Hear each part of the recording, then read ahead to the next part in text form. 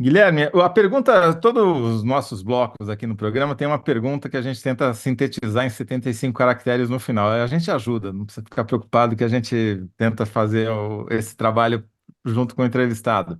E no seu caso, a gente fez uma pergunta bem genérica, que é o que que a gente pode esperar do desenvolvimento econômico em 2024, né? Se vai melhorar, vai piorar, comparado a quê, e tal, né?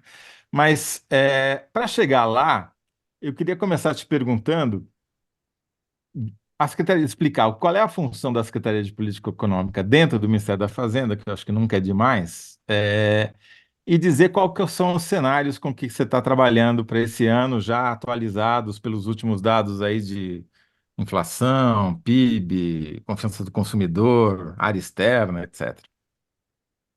Bom, vamos começar com a primeira questão. Qual a função aqui da SPE, a Uhum, Secretaria de Política Econômica no Ministério da Fazenda?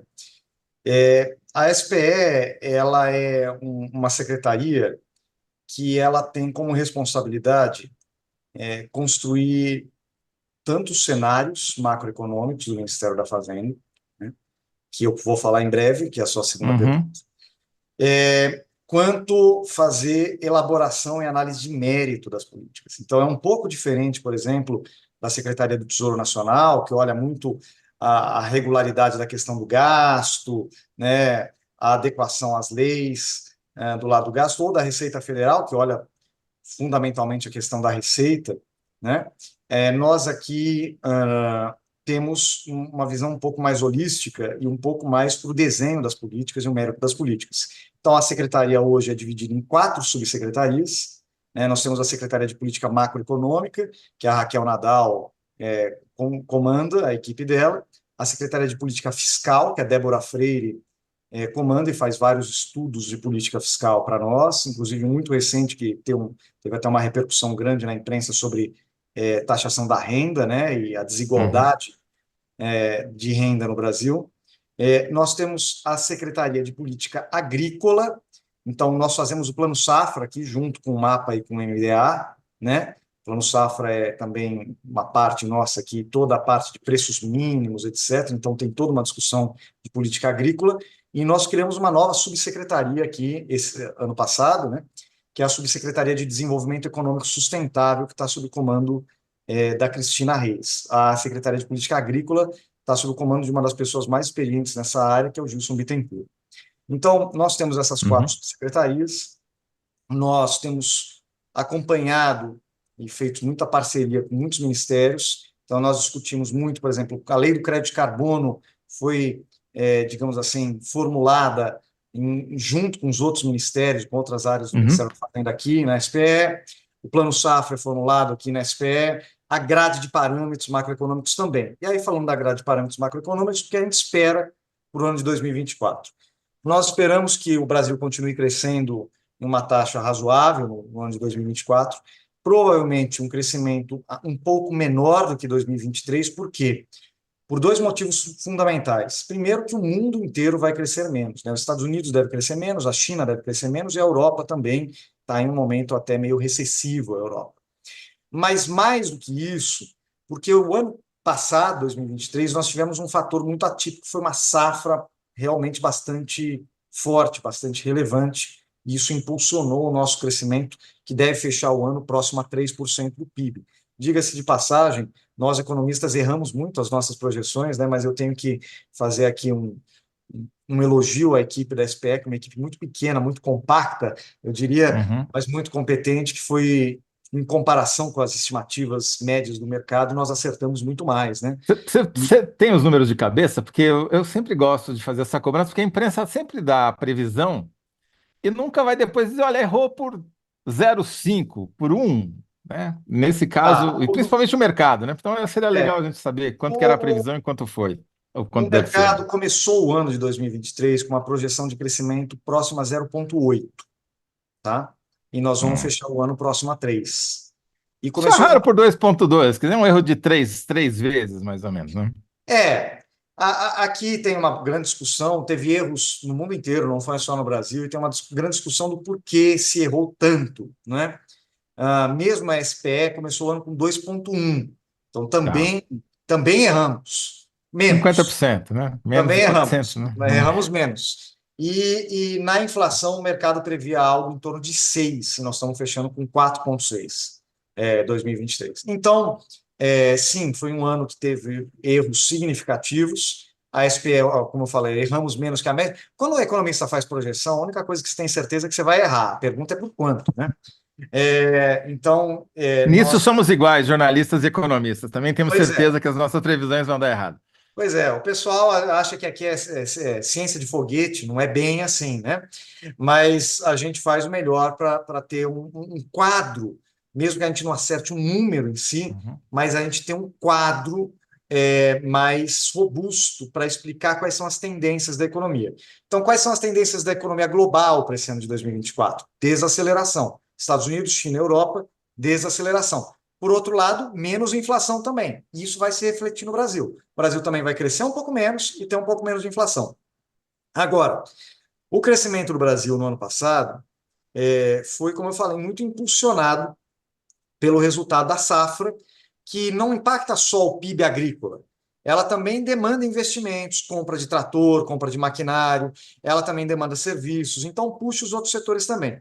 Esse ano, com principalmente os fenômenos climáticos, né, que nós estamos vivendo, a projeção é que você não tenha um crescimento forte da agricultura. Você vai falar, poxa, mas se não tem esse motor, o que vai substituir? E nós acreditamos que tem alguns elementos que vão ajudar a gente a continuar crescendo de maneira consistente em 2024, consistente e mais equilibrada, né? Uma participação menor da agricultura no crescimento, mas com uma participação maior da indústria e dos serviços. Por quê? Serviços muito puxado pelo aumento da massa salarial, o crescimento do rendimento das famílias, do consumo das famílias e a melhoria no cenário de crédito para as famílias. O Desenrola ajuda a explicar isso, né? As famílias Tá. saindo da inadimplência. E, do ponto de vista da indústria, uma recuperação do investimento, né? Ano passado, a gente viveu um pico da taxa de juros, né? Sob qualquer critério que você analise o momento de maior taxa de juros real. O que é a taxa de juros real? É a taxa de juros menos a inflação. Foi entre o final, ali, novembro, dezembro de 2022 e junho, julho de 2023. Ali foi o auge, né? E, obviamente, isso, junto com o evento da Americanas, que teve no começo do ano passado, prejudicou muito o mercado de crédito. O mercado de crédito no Brasil foi muito mal ano passado, tá? E com taxas de juros mais baixas nesse ano, e com uma série de medidas que nós no governo estamos adotando para impulsionar o crédito, seja via bancos públicos, seja via reformas microeconômicas que melhoram o ambiente no mercado de capitais, a concorrência, etc., seja com desenrola para as famílias, nós vamos ver um desempenho do crédito melhor. Então, vai ser um crescimento. A gente está projetando 2,2 de crescimento para esse ano Uhum. e mais equilibrado. Menos agro, é verdade, mas a indústria melhor, os serviços resilientes, as famílias e o emprego resilientes e, portanto, preparando um cenário ainda mais positivo para 2025, que a gente acha que a gente volta para mais próximo de 3% de crescimento, diferente de 2024. Eu vou passar a palavra para o Thales, mas só queria que você dissesse esse 2,2% de previsão de crescimento vis-à-vis o mundo, a gente vai estar acima ou abaixo da média? Não, a gente vai estar bem posicionado, eu diria, porque, como eu disse, vai ter desaceleração. Claro, você não pode comparar o Brasil, por exemplo, com a China. É Tá, difícil comparar qualquer país com a China ou com sim. aquele complexo asiático que realmente está em outro momento econômico. Mas comparado, por exemplo, com a Europa, que deve crescer quase nada esse ano, alguns Estados Unidos que deve desacelerar bastante o crescimento, ou mesmo com alguns pares nossos aqui, não vou comentar, obviamente, o nosso parceiro principal, que é a Argentina, que está num momento bastante Uhum. difícil, né? Nós temos um cenário positivo, principalmente para um país que está com mercado de trabalho que está num momento bom, né? A massa salarial está batendo recorde, o desemprego está em um nível razoavelmente baixo. Nós temos que melhorar, claro, principalmente a questão da rotatividade, né? Nós temos que melhorar isso, reduzir a informalidade, né? Mas essa taxa de 2,2 de crescimento puxada por setores que empregam mais, que são indústria e serviços, tem um impacto na vida das pessoas, até mais positivo, eu diria, na vida da maioria das pessoas, principalmente das pessoas que vivem nas cidades. até Uhum. mais positivo do que um crescimento um pouco maior, mas muito concentrado no agro, que gera menos emprego, arrecada menos impostos e tem um impacto mais localizado no campo mesmo do que nas cidades. Pois é, Thales, traga os problemas aí. você falou da Argentina. Hoje tem greve geral na Argentina e, e há risco de alguma de quebra-quebra, esse tipo de coisa. Vocês têm calculado o impacto que a situação na Argentina, que o Milei, a situação na Argentina, pode causar no Brasil? Olha, a Argentina é um importante parceiro comercial do Brasil, tá? Representa, eu acho que em torno de 6% das nossas exportações, só que não parece tanto, mas principalmente na questão de autopeças, setor automobilístico, eles têm uma participação importante. E vocês sabem que o Brasil é um exportador majoritariamente de bens primários, commodities, mas o pouco que a gente exporta manufaturas, mas os nossos principais clientes são países latino-americanos, tá? E a Argentina é um parceiro importante. Então, é evidente que nós temos maior interesse que a situação argentina melhore, se estabilize e que o país volte a crescer, porque ele é um parceiro muito importante do Brasil. Eu tenho acompanhado à distância, obviamente, a situação. Acho que é uma situação politicamente muito delicada, né? Ah, as medidas anunciadas têm um impacto social bastante relevante em um país que já vinha num processo de empobrecimento, né? E vamos ver como é que o parlamento e a sociedade argentina vai reagir a esse momento. Ah, mas é muito importante para o Brasil seguir na construção de parcerias, tanto no Mercosul, né, quanto no Brasil, com seus parceiros latino-americanos, fortalecendo o bloco latino-americano e também parcerias do bloco latino-americano com outros países, com outros blocos. Então, é isso que a gente vem acompanhando. Eu não acredito que, digamos assim, as nossas projeções sejam pesadamente impactadas nesse ano por mudanças de rumo na política econômica argentina, mas, obviamente, é algo a se acompanhar. É algo que a gente acompanha de perto e torce para que a sociedade argentina encontre um caminho. Pelo que você está falando aí, por exportarmos mais manufaturados para a América Latina, é, o impacto seria maior na área industrial, né? Aí eu pergunto se essa nova política industrial, se vocês participaram da elaboração dela e, por que essas críticas? Está havendo críticas com relação ao fato de não terem sido definidas metas. Por que não foram definidas? Veja, o que foi anunciado essa semana foram, digamos assim, é o desenho mais geral da política industrial, certo? O CNDI é um conselho que envolve, inclusive, os setores da sociedade civil, empresariais, não só o governo, mas diversos ministérios, elaborou foi as diretrizes gerais de uma nova política industrial. E é uma política, desse ponto de vista, absolutamente moderna. Primeiro, porque ela não é mais uma política setorial, como já foi no passado. Ela é uma política construída com base em missões. Tá?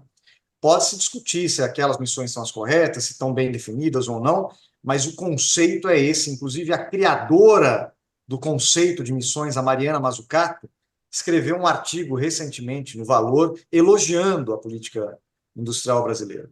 Então, se definiram as missões. Dentro das missões, há metas aspiracionais que ainda vão ser convalidadas, tá? Ou seja, são objetivos dessas missões, o que nós queremos atingir daqui a 10 anos com essa política, e uma listagem de instrumentos possíveis para o atingimento desses objetivos. O desenho da política industrial vem depois, né? Ou seja, isso aqui são princípios, é um framework, digamos assim, onde vai se desenhar os instrumentos e a utilização adequada dos instrumentos para o atingimento dessas metas. Outra coisa que foi anunciada, chamado Plano Mais Produção, na verdade, é um conjunto de medidas que nós tomamos em 2023, tá? Para viabilizar o financiamento adequado para o nosso setor produtivo. E aqui, mais uma vez, tem linhas muito modernas de política industrial. Por exemplo, um dos focos, vamos pegar alguns focos principais dessas linhas de financiamento. O primeiro deles, inovação. Todo país do mundo financia inovação com taxas menores, porque a atividade de inovação é uma atividade arriscada. Se você não tiver um financiamento adequado, ela não ocorre, né? E o financiamento à inovação é absolutamente horizontal. Qualquer setor pode pegar. Ele não é uma política setorial. É uma política voltada para todos os setores que desejem investir em inovação. Você vai ter um conjunto de recursos com taxa de juros baixa, TR, tanto na FINEP quanto no BNDES, para financiar a atividade de inovação, né? Tem também um pequeno valor de recursos não reembolsáveis, voltado para tentativas de inovação mais radical, mais arriscadas mesmo, né? Você também tem um eixo de financiar exportação, que o Brasil havia parado de financiar, e é tão importante para nós nos tornarmos mais competitivos e conquistarmos mais mercados. E aqui também não envolve dinheiro público nenhum, assim como no primeiro, não envolve recursos públicos, tá? É simplesmente exportadores que têm receitas em dólar, o BNDES consegue tomar em dólar, tá? Captar em dólar no mercado e emprestar para esses exportadores que estão naturalmente protegidos, porque eles têm receita em dólar. E, obviamente, quando você capta em dólar, a taxa de juros é bem menor que a do Brasil, porque a taxa de juros do dólar é uma taxa de juros inferior à nossa. Tem também toda uma linha de financiamento à descarbonização e transformação ecológica, um fundo clima que nós criamos. Tá? Nós criamos, já existia, nós reformulamos o Fundo Clima, fizemos a emissão de dívidas, títulos de dívida sustentável, e colocamos esse recurso no Fundo Clima para emprestar taxas de juros mais baixas, tá? Para aquelas atividades que vão descarbonizar. Então, uma indústria mais verde, mais exportadora, mais inovadora. O grande volume de recursos que está ali, 190 bilhões, são recursos a preço de mercado, é TLP, é Selic, tá? Mas o que nós estamos falando aqui nós estamos combinando um desenho geral de política industrial com mecanismos de financiamento horizontais que vão valer para todos os setores, para atividades e missões que todos nós desejamos. Mais inovação, digitalização, exportação, competitividade, produtividade, descarbonização. Então, acho que é uma política que, claro, vai evoluir ao longo do tempo, mas o anúncio que foi feito não trouxe, digamos assim, algo, tirando o desenho do CNDI, algo que não havia sido discutido antes. Então, veja, TR para o BNDES, TR, a taxa referencial, para o BNDES financiar a inovação. Foi definido no ano passado, né? Já havia sido definido. E havia sido definido de maneira muito clara, com um valor delimitado. Então, isso aqui também não é uma coisa que pode fugir ao controle, não, tem um valor lá, 5 bilhões por ano para o BNDES financiar a inovação, com essa taxa mais baixa.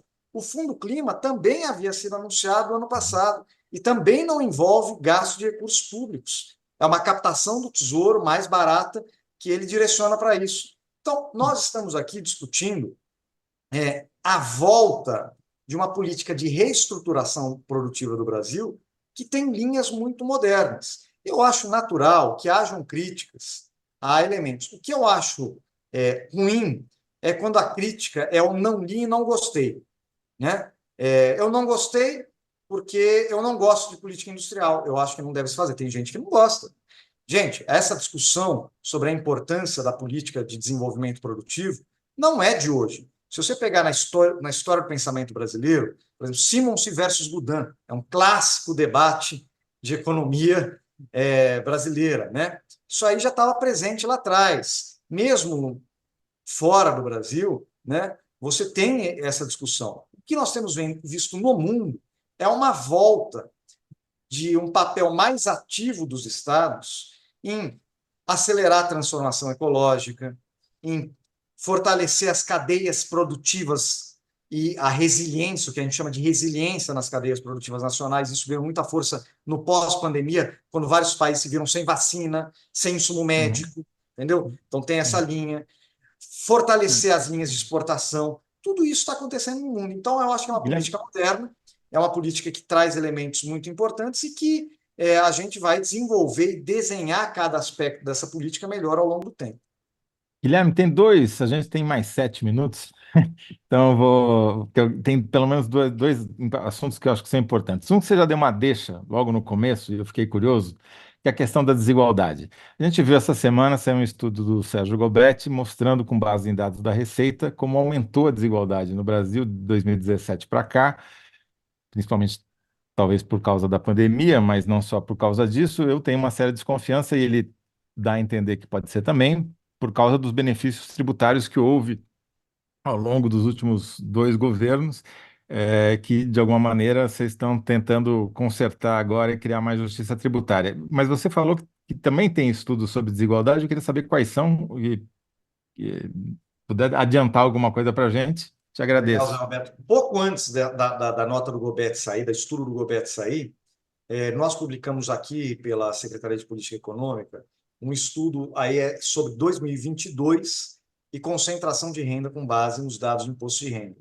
É um estudo que circulou muito entre os pesquisadores da área, né? Inclusive o Gobetti cita no estudo, Uhum, se eu não me sim. engano, ele cita o nosso estudo. O Gobetti, o que ele faz é pegar um tempo maior, né? Um prazo maior, ele faz uma comparação. Ele é um parceiro nosso, sim, tenho maior admiração.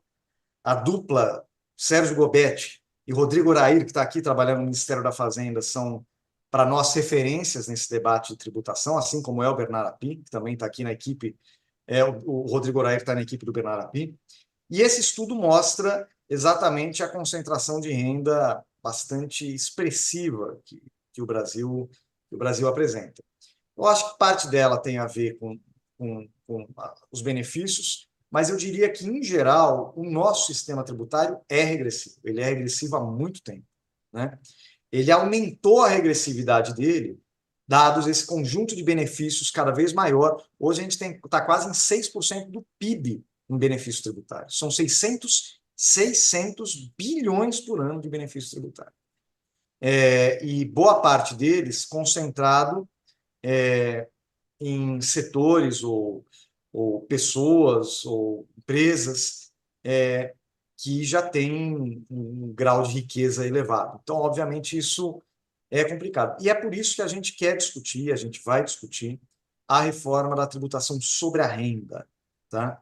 Porque a reforma da tributação sobre o consumo, que nós aprovamos no ano passado, ela é muito importante, ela ajuda na distribuição, mas a tributação sobre o consumo por si própria, né, porque ela tributa o consumo, o consumidor, ela não é o melhor instrumento para distribuir renda. Tá? Ela pode ser um pouquinho progressiva, mas ela não tem como mudar o perfil de distribuição de renda no país. O que tem esse potencial é a tributação sobre a renda e sobre a riqueza, né?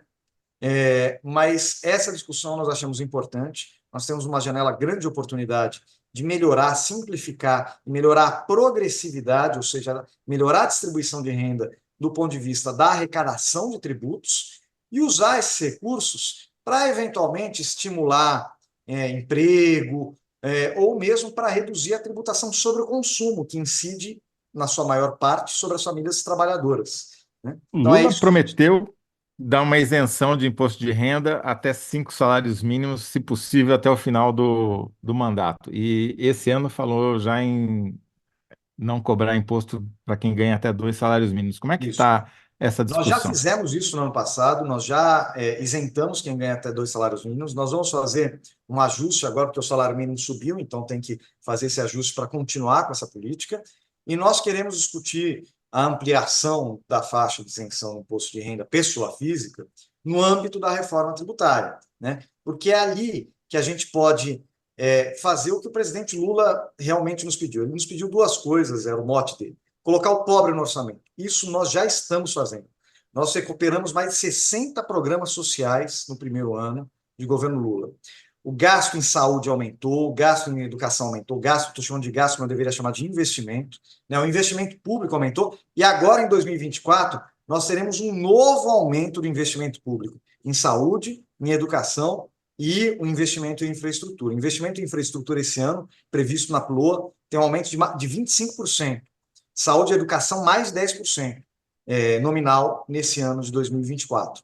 Então, nós estamos recompondo os orçamentos das pastas para viabilizar a recuperação das políticas públicas e da infraestrutura brasileira. Mas, para fazer isso, nós precisamos fazer a outra parte também que o Lula nos pediu, que é colocar os ricos para pagar impostos. Porque, realmente, a nossa estrutura tributária é muito pesada sobre os mais pobres e pouco pesada sobre os muito ricos. Dá É um isso exemplo do que que a gente pode mostra. vir pela frente nessa regulamentação da reforma tributária, agora sobre a renda.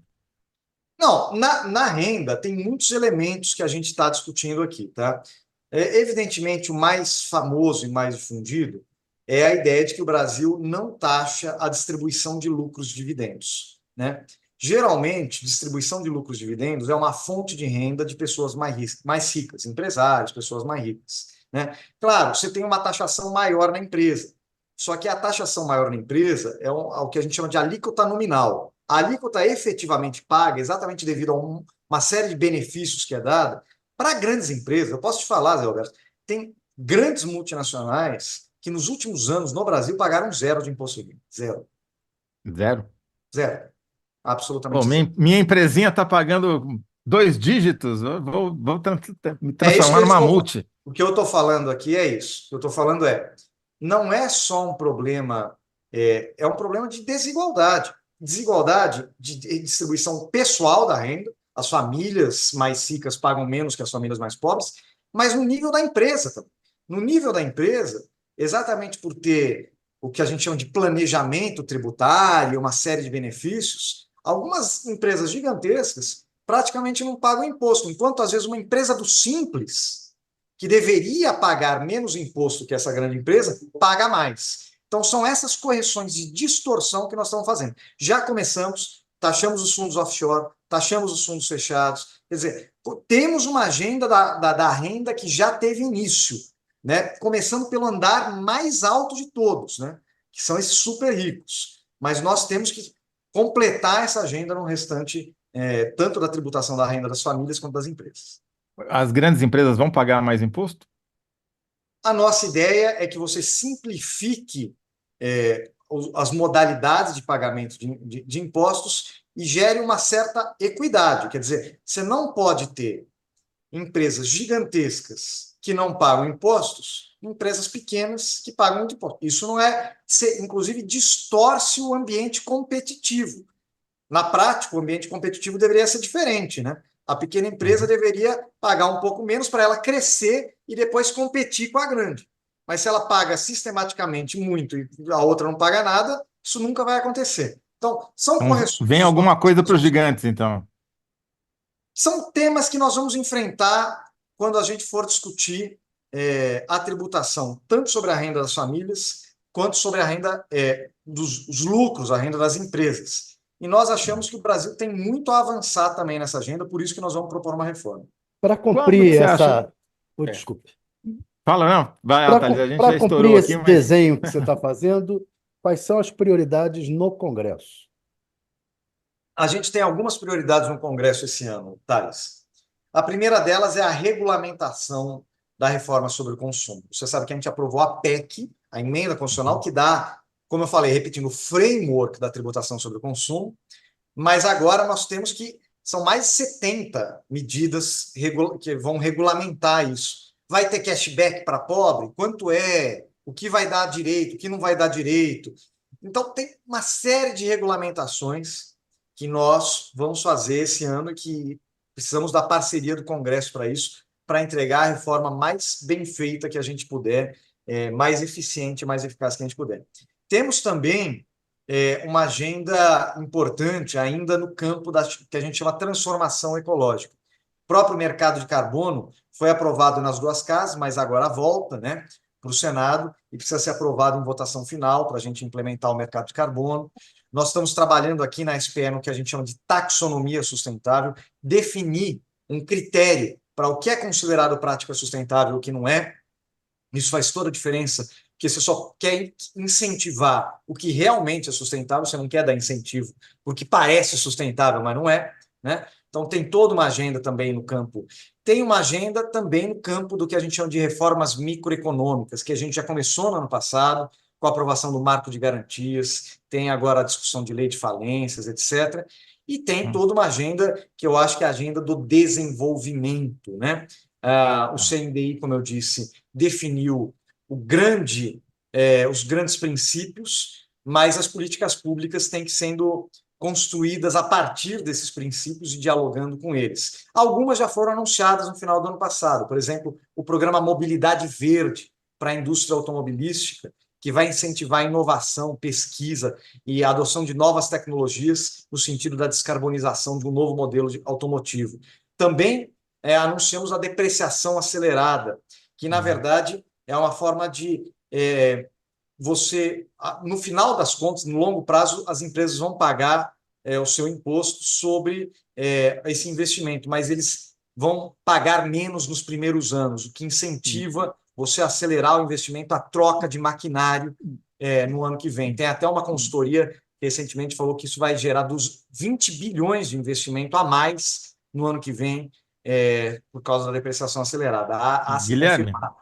Diga. infelizmente, nosso tempo estourou já uns 4 minutos aqui. Perfeito, Eu sei Raul. que o seu tempo também estourou. E eu queria te agradecer muito pela presença e perguntar se a seguinte síntese cabe. Quer dizer, o Brasil deve crescer 2,2%, puxado por serviços e indústria, mais puxado por serviços e indústria do que em 2023, é isso? É isso, eu acho que cabe, e é isso que eu disse, é um crescimento mais equilibrado, e quando você Tá. projeta para frente, ele é melhor para nós e para o conjunto da sociedade brasileira. Guilherme, como faltou muita coisa para você falar, já fica o convite aqui para você voltar ao análise da notícia para a gente falar de Já tudo que fica o não, tudo que aceite, o Thales queria perguntar e eu não deixei, porque eu monopolizei aqui. já fica o aceite do convite. Queria Então perguntar tá um bom, monte de obrigado, coisa. Guilherme. Um abraço, Obrigado e até a até a próxima. próxima. Um Tchau, tchau. abraço. Muito bom. Então, vamos aqui encerrando os nossos trabalhos. Vamos ver que deu aqui na nossa enquete, que eu nem anunciei a enquete, que ficou assim. Quem respondeu melhor? Eu. Bolsonaros e brasões se ligam pela política, jeitinho e geografia. Público tem muita família perigosa na história. A síntese do primeiro bloco, então, ficou a minha. Bolsonaros e brasões se ligam